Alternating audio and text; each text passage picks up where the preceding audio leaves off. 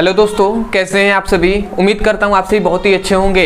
तो आज के इस वीडियो में हम पढ़ने वाले हैं क्लास 12 रसायन विज्ञान का बहुत ही इंपॉर्टेंट टॉपिक जो है अर्धसेल। तो अर्धसेल किसे कहते हैं या इसे हम इलेक्ट्रोड के नाम से भी जानते हैं। तो इलेक्ट्रोड किसे कहते हैं, इसका परिभाषा क्या होता है, सबसे पहले हम ये देखेंगे। उसके बाद हम पढ़ेंगे कि इलेक्ट्रोड या अर्धसेल के प्रकार। तो इसके दो प्रकार होते हैं। पहला होता है भैया जिसे हम एनोड के नाम से जानते हैं, दूसरा होता है कैथोड। तो एनोड और कैथोड किसे कहते हैं, इसका परिभाषा क्या होता है, इसको भी हम जानेंगे।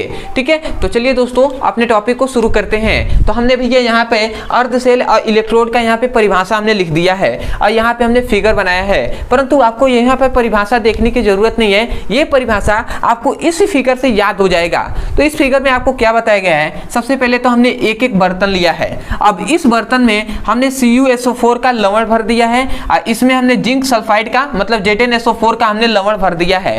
अब इस लवण में जो लवण है उसी लवण के धातु हमने इस मतलब ये धातु के दो प्लेट हैं और ये कॉपर धातु का प्लेट है, तो इसको हमने इस लवण में डुबोया है और ये जिंक धातु का प्लेट है, इसको हमने ZnSO4 के लवण में डुबोया है। ठीक है, परंतु आपको एक बात याद रखना है, जो आप धातु का प्लेट लेंगे उसी धातु के लवण के विलयन में आपको डुबोना है। तो क्या होगा, इस धातु के प्लेट पर जो आवेश उत्पन्न हो जाएगा, इस धातु के प्लेट पर क्या होगा, आवेश उत्पन्न हो जाएगा। तो इस प्रकार के धातु के प्लेट को ही हम अर्धसेल या इलेक्ट्रोड कहते हैं। इसका मतलब क्या हुआ कि जब हम धातु लेंगे, धातु कोई भी धातु हो, उस धातु के प्लेट को उसी धातु के लवण के विलयन में डुबाएंगे, मतलब उसी के लवण के विलयन में डुबाएंगे तो धातु के प्लेट पर एक आवेश उत्पन्न होगा। तो उस प्लेट को या उस धातु को हम क्या कहते हैं, अर्धसेल या इलेक्ट्रोड कहते हैं। तो यही हमने परिभाषा यही लिखा है कि जब किसी धातु के छड़ को उसके लवण में डुबोया जाता है, उसके लवण में डुबोया जाता है, तो छड़ या उपकरण भी कह सकते हैं इसको। तो छड़ या उपकरण पर एक आवेश उत्पन्न हो जाता है। देखिए यहाँ पे धन आवेश, यहाँ पे ऋण आवेश उत्पन्न हुआ है, तो छड़ पर एक आवेश उत्पन्न हो जाता है। तो इस छड़ को इलेक्ट्रोड कहते हैं या इसे अर्धसेल कहते हैं। तो यहाँ पे हमने डेफिनेशन लिख दिया है जो कि आपको बहुत ही अच्छे से समझ में आ रहा होगा।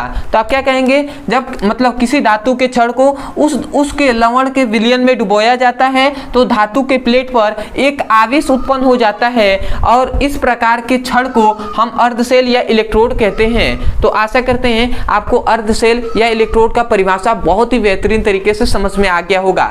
तो अब हम जान लेते हैं कि इलेक्ट्रोडों के प्रकार। इससे पहले मैं बता दूं तो ये क्या हो जाएगा भैया, ये जो धातु का प्लेट है इसे हम कहेंगे एनोड, और ये जो धातु का प्लेट है जिस पर ऋण आवेश उत्पन्न हुआ है इसको हम कैथोड कहेंगे। ठीक है, इतनी बात हम जानते हैं। अब हम देख लेते हैं भैया कि इलेक्ट्रोडों के प्रकार।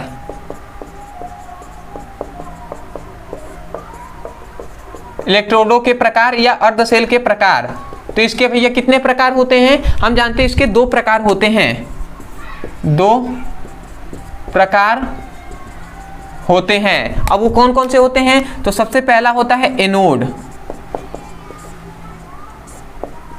तो हम इतनी बात जानते हैं कि भैया ये एनोड है, ये कैथोड है, तो भैया इनको हम इलेक्ट्रोड भी कह सकते हैं। क्या, इलेक्ट्रोड भी कह सकते हैं या धातु के प्लेट भी हम कह सकते हैं। ठीक है, तो हम यही जानते हैं कि जब किसी धातु के प्लेट पर ऑक्सीकरण की क्रिया होती है तो उसे हम क्या कहते हैं, एनोड कहते हैं। मतलब जिस धातु के प्लेट पर क्या होगा, ऑक्सीकरण की क्रिया होगा। किसका भैया, ऑक्सीकरण।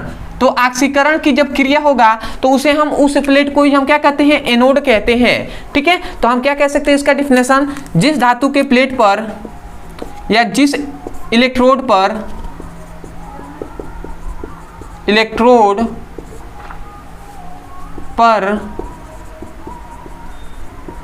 ऑक्सीकरण की क्रिया होती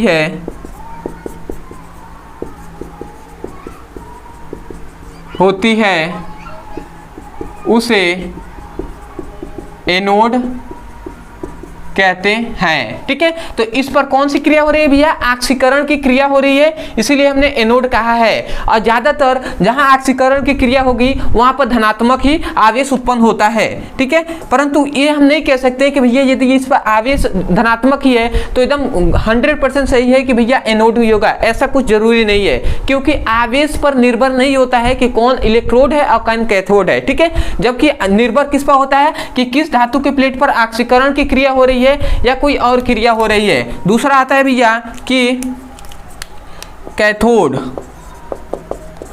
तो कैथोड किसे कहते हैं? तो भैया जिस धातु के प्लेट पर या जिस इलेक्ट्रोड पर अपचयन की क्रिया होती है तो उसे हम जो क्या कहते हैं? कैथोड कहते हैं। मतलब क्या भैया? अपचयन की क्रिया। किसकी? अपचयन की क्रिया जिस धातु के प्लेट पर या जिस इलेक्ट्रोड पर अपचयन की क्रिया होती है उसे हम कैथोड कहते हैं। तो हम इसको क्या लिख सकते हैं कि जिस इलेक्ट्रोड पर